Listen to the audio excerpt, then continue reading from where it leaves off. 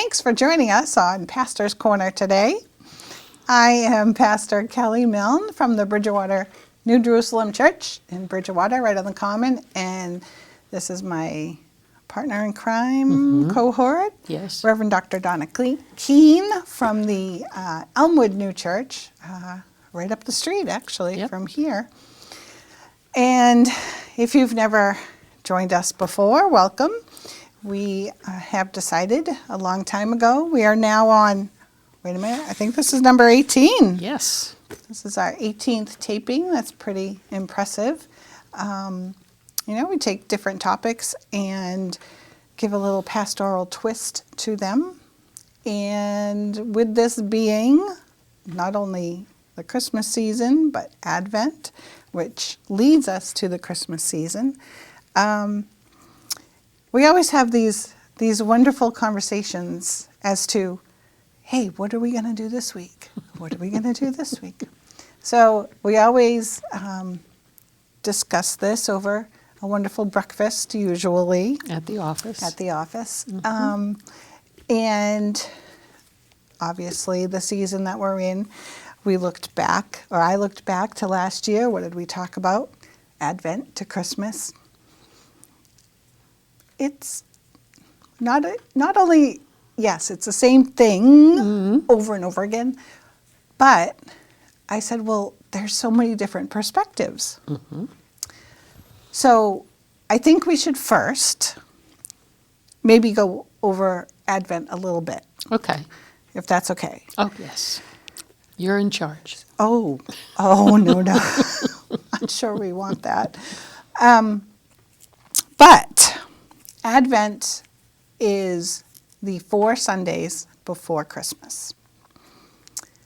It always begins with hope. Yes. Which we all need. Always ends with love. And then you have joy and peace in the middle.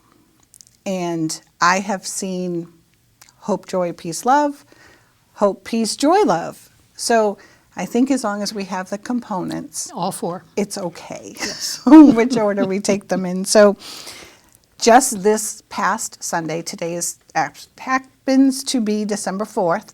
So right after Thanksgiving, we started Advent already because it was so late for Thanksgiving this year.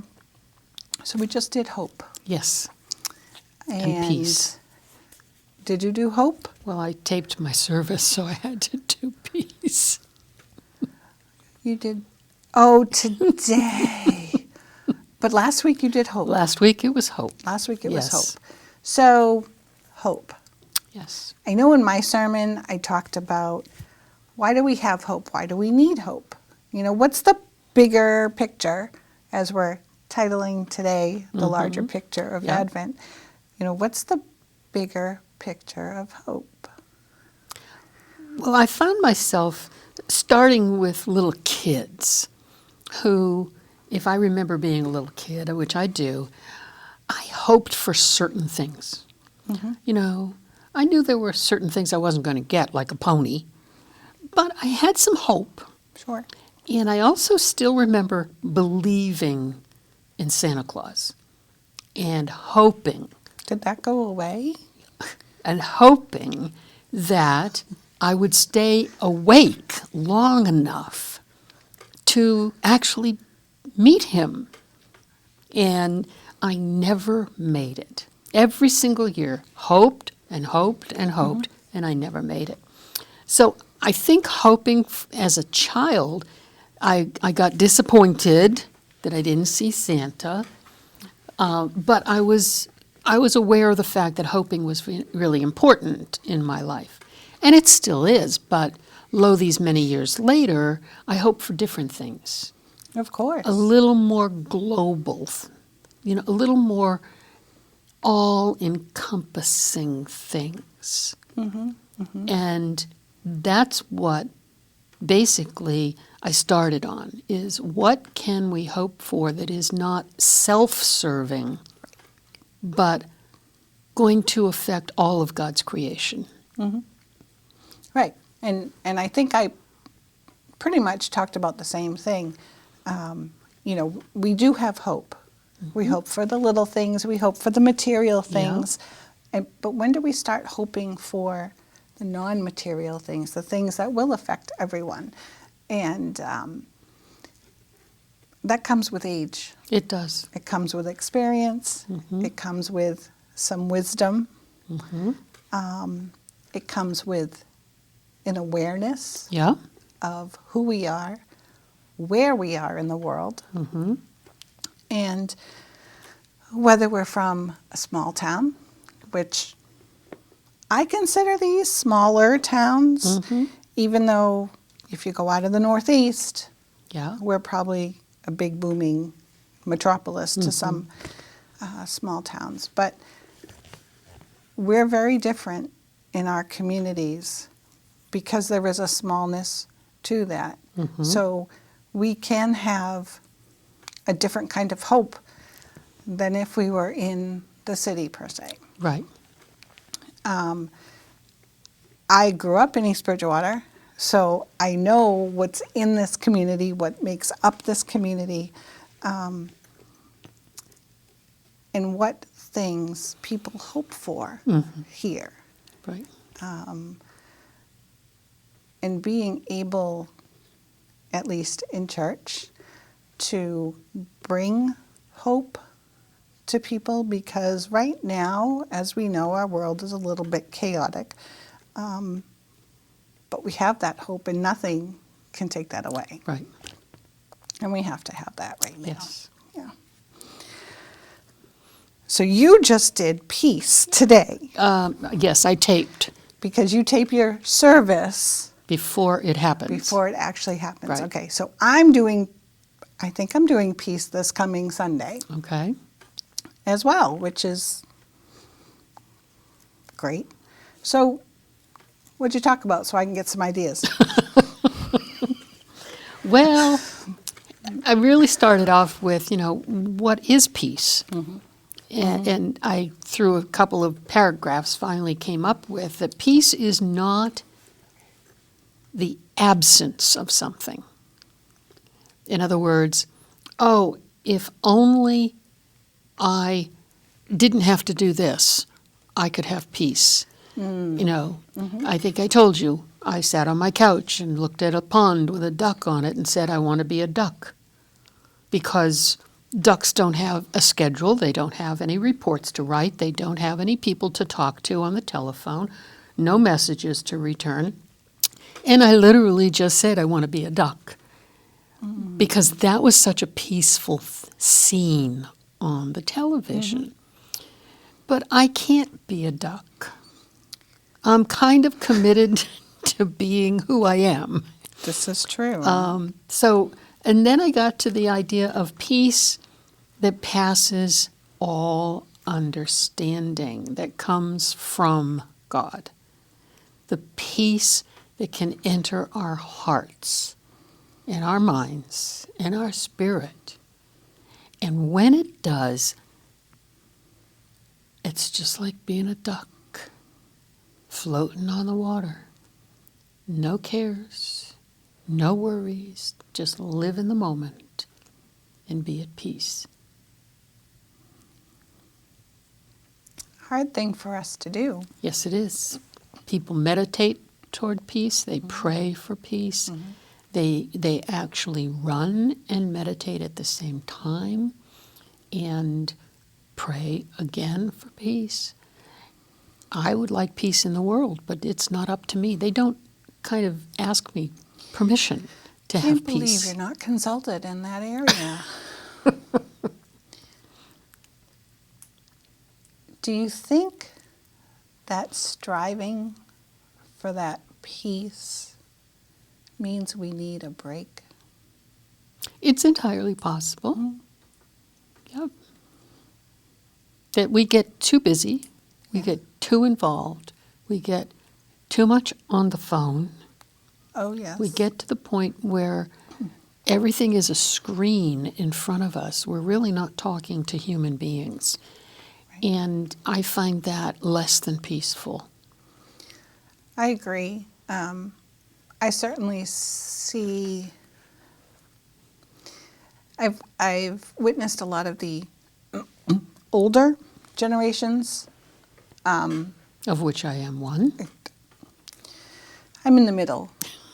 And their reactions to the younger generations, maybe my kids and younger, being so intent on their screens and having that instant gratification right away, and that they expect things like this. And I think they need peace. They need to understand what it's like. Get off the phone, go for a walk in nature, put your feet on the ground, Right. be grounded. So this is the season that I know it's more than appropriate for us, because it's not only our job but our calling. Yes. To help people understand that there is that peace available to them. And I've meditated a couple times recently, and the peace Yep. that I got, even just stopping, closing my eyes, just for 10 minutes. What a difference. To take yourself out of the chaos and get into that peace. A very wise woman many years ago was speaking, and she said, if you are afraid to pray, or you don't know how, or you think you have to use long words and a ritual, she said, stop, close your eyes, and say please. And I thought, I can do that. And I started doing that. And it would, all of a sudden, this peace would come over me, no matter where I was or what I was doing. I could be in my office, I could be on the street, I could be driving my car. And all of a sudden, I didn't close my eyes while I was driving my car. Thank you. Yeah. Yeah. But I mean, I could pull over and just sit and close my eyes and say, please. Yeah. That's all it takes. And, you know, the Bible verse, seek and you shall Find. knock and you shall it shall be opened. And you just have to make yourself available to it. Right. And I think if there was an overarching theme to everything we've talked about, Yeah. it's right there. Right. It's all right there in front of you. So next is joy. Yes. I love the joy. Yes. Yeah. I think I told you I have a plaque that I put on my wall Every in morning. my bedroom. And when I wake up in the morning, I look over and it says, today I choose joy. And that is the best way to get out of bed. I mean, coffee in hand, you know, cat on the bed next to me, and I look over there and say, it doesn't get much better than this. No, it doesn't. It really doesn't. Yeah, I know this time of year, you know, Christmas carols, everybody knows Joy to the World. Right. But we're going to be right back. Is that thing getting closer? Look how high that thing's going. Look out there. Look at the debris. Give me the camera. No, just drive. I've got it. Zoom in, zoom in. I can't believe this is happening. Oh, what size is that thing? It's everywhere. Are you getting this? Yeah, I've got it. What was that? It's the National Guard. How'd they get here so fast? I don't know. Pull over. Pull over. Do you have what it takes to head into the heart of the storm? Check out NationalGuard.com.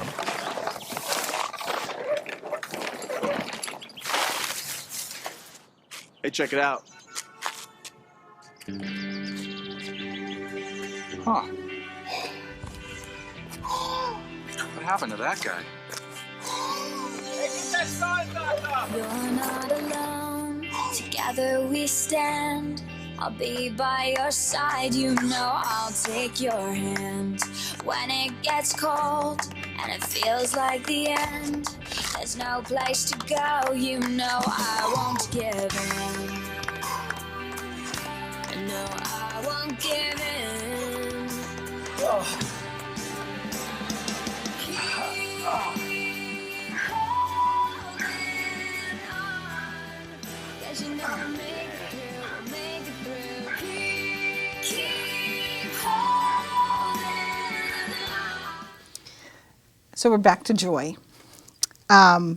So my story was, as we come into this season, we all have that favorite song. Mine is Joy to the World, partly because of the harmonizing in the chorus part, but it's a great song. In fact, we sing it every Sunday in Advent as our welcome song. And well, this year, the kids have decided that they're going to start singing. They're going to start saying the Lord's Prayer very loudly, Yes. which is okay, because the Yes. first Sunday they did it, I was like, do you know how happy you made my heart that you are participating? And even though at first, it was maybe that little being a little smart, but now they're doing it. Yeah. And so now I can see more of that joy Yes. in them. And this is their season, Yeah. because they are at that point where Santa's coming. Santa still comes to my house, Yes. just so you know. Okay. So there's a chance that you still could see him. I'd have to be at your house. I'll just send them to yours, don't worry. But joy is also a very important part of the season, because look what's coming. Look what's coming. And in this larger picture, yes, not only do we need hope and peace, but we need the joy. Yes. And we need to share it. Yes. I think that's the larger picture, is sharing it with others, because this can be and is a very difficult time of the year for a Yes. lot of people. For a lot of people. A lot of people. Having lost parents, huge. I have so many friends now who are losing their parents or losing a loved one, and yeah, it's hard. My friend's mother passed away Christmas morning. Oh, Yeah. Lord. Very difficult. Very difficult. And I would say, how? How do you move past that? You don't. Well, you carry it with you. You always carry Right. it with you. Yeah, but it It's is different. it makes the actual day of Christmas very different for her. Yes, But she has found a way to celebrate it. of course. Yeah. And is she a religious, spiritual kind of person? Yeah. Okay. She Yeah. makes her mother breakfast That's every awesome. Christmas morning, exactly what her mother used to make for her. That's fantastic. Tearful. Yeah.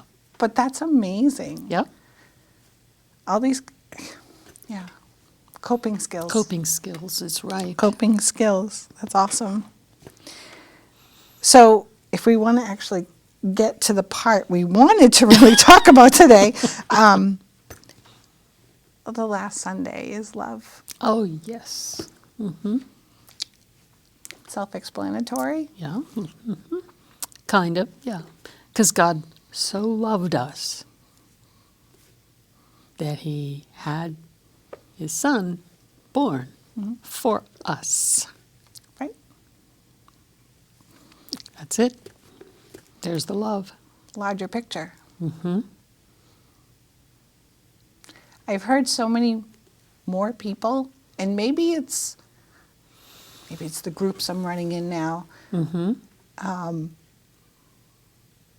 But I hear it in my daughter's friends group as well, and my nieces. They're so much more willing to say, I love you. Yep. I don't remember that at all as as a kid, as a teen. I mean, of course, your family members say it. But I never remember it like it is now. Right. I think it is different. Yeah. And kids are just realizing, hopefully, the value, you know. And a hug. Yep. They do. They hug a lot. I'm not a hugger, but yeah, I think it's fantastic. So I think there is hope. I was driving over toward the Westgate Mall, and there was a gentleman, older gentleman, out with a sign that said, "Help a disabled vet." And I looked over, and he had one leg and a prosthetic on the other one. And I was in a hurry, so I drove by. But when I was coming back out, I noticed a young woman who was hugging him where he was walking to get some money from the people driving by. Yep, I know. And right as where I you were. turned back onto 127, Oh, okay, yep. I looked in the rearview mirror and she was still hugging him. And I thought, that's got to be worth more than the $5 that somebody might throw to him. For sure. You know, there's a lot of hugging going on. And it's fantastic. I mean, it's proven scientifically, and I will hug my husband and my children and my family, but I will say, I know there are days where I just need a hug.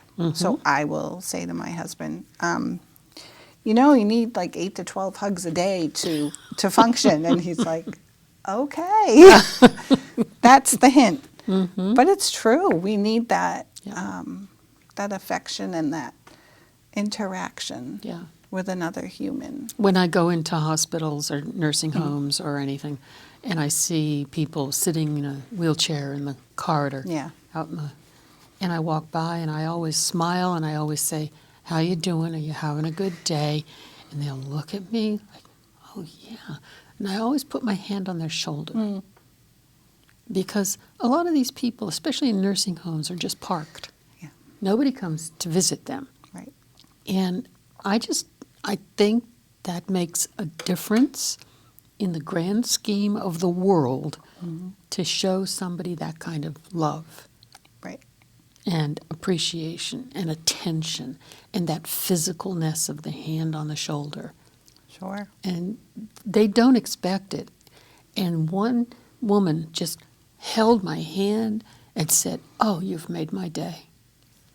And I thought, it's 5 words and a kind of a hug on the shoulder. Right. Right. And we forget how many people live alone or don't have close relatives or friends. Right. And they just need a hug. Yep. For sure. And that's the love. Absolutely. Obviously, our world needs all 4 of these, very much so. But I think back to the Advent candles that we have. And we have a 5th candle. And my kids in Sunday school are trying to remember, wait, but there's 5 candles. Yes. What's the 5th one? Are you asking me No, or them? I asked them. Okay. And eventually they said, oh, that's Jesus's candle. That's right. Yes, that's right. 'Cause So he's the reason for the season. He's the reason that You we're going through this. you should put that on a shirt or something. I think it's all over the Yeah, world. Yeah, it is. So we have a short amount of time left. Yes. However, we initially talked about the different perspectives Right. during this season. And I think it started out with, I was telling you how I did a sermon on the perspective of the animals Yep. in the stable Right. where Jesus was born. Cave. cave, which, yes, it was a cave back in those days. You Yeah. can look it up. And then I did the perspective, a whole sermon on the perspective of the donkey Oh, that Mary was riding on. Now, I mean, most people think that, oh, Israel, Jerusalem, Bethlehem, flat. oh no. No, no, no. Very rocky, very hilly. So it was just kind of a neat thing to think about. You know, this little donkey is doing this big, huge job, and it wasn't an easy job either. No. So just, you know, little things like that. But they're very sure-footed. And there's a reason why it was a donkey. Absolutely. It wasn't a camel. No. It was a donkey. Not a cow. No. Right. Not it a was sheep. donkey. Right. No. There was a reason, Yeah. because she needed to get there Yeah. so that he could be born. Right. And there's also other perspectives. Look at Mary's perspective. 15-year-old girl, 15, 16, Yeah. pregnant, Yeah. 9 months. not by Joseph, No. riding a donkey on this really rocky. But she had been told. Yes. She had She been knew. told, and she accepted it. And Joseph had been told, Right, and so he accepted it. right. So the two of them riding off to Bethlehem so that he could register Right. in the, I don't know what they call it, the tax rolls. Census or whatever it census. was, yep. They knew where they were going and why, but Exactly. the donkey didn't know. No, he's just doing his job. He was just going where they told him to go. Absolutely. And another perspective that you brought up that I did not think about was the innkeeper. Oh, yes. Who knew? Like you were, go ahead, because it's a great perspective that I didn't even think of at all. Well, About- he says the inn is full. No there room. are no room. Right. There's no room in the inn Right, for you. right. Unmarried couple, pregnant. Guess what he might have been thinking. There might have been room in the inn, but he didn't want them there. I tell you, I've been thinking about that for a few days now. Because who thinks about that, Nobody. you know? Yeah. Who thought, you know, here's the innkeeper and he's being kind and letting them, Yeah. Go but in a how do we know stable. he wasn't It- selfish and it worried about was his reputation? Supposedly dirty. Right. Yeah. Exactly. So, I think we're going to leave it at Donkeys and innkeepers. donkeys and innkeepers. And I think this might be a good lesson to remember to put ourselves in someone else's shoes, Yep. especially during this season, Right. and to show them hope and peace and joy and love. And I think that's probably the most important It is. for us to remember. So we're going to leave on that note. Okay. We're going to pick this up in January. I don't know where we're going with our topic. We'll come up with something. But wishing everyone who's watching a Yes. very Merry Christmas, a Yes. Happy Hanukkah, Yes. a very safe New Year, Yes. and yeah, Merry Christmas. Merry Christmas, everybody.